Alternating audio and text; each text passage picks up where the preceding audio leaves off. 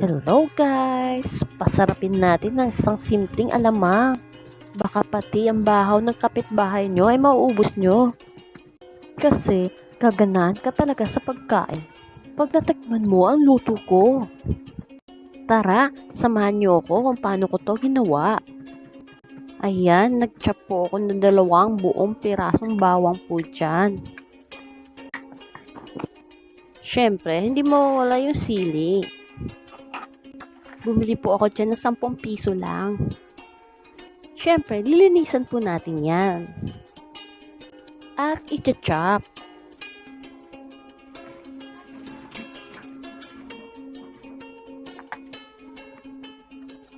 Bumili din pala ako ng 80 pesos na taba ng baboy. Siyempre, may konting laman yan at nilaga ko.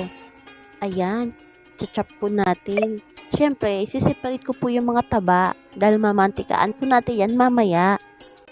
1 kilo din yan guys, 80 pesos po. Ayan, nakahanda na po ang lahat. Tara, mag-init na tayo ng kawali at isalang natin yung taba. Mamantikaan po natin yan. Nilagyan ko din yan ng atsuete para may kulay naman konti.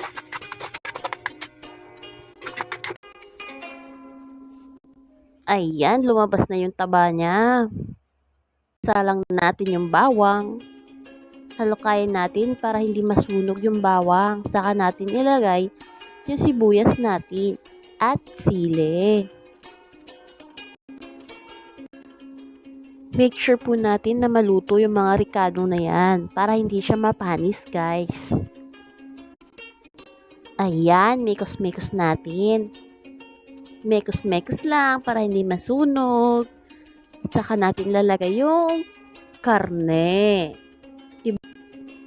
Ayan, mekos-mekos ulit. Saka ilagay natin yung buong sili. Mas masarap pag maanghang masyado yung ating bagoong alamang. Nilagyan ko na rin yan ng konting paminta. Ayan, mekos-mekos natin ulit. Maya-maya, ilagay na natin yung ating binurong alamang. Yan po ay walang kulay. Mas masarap pag walang kulay. Ayan, mekos-mekos natin ulit at hayaan natin pakuluan hanggat sa mawala yung tubig ng bagoong. Yan yung alamang na binuro natin last week. At pwede na siyang lutuin ngayon. 1 week lang natin siyang naburo.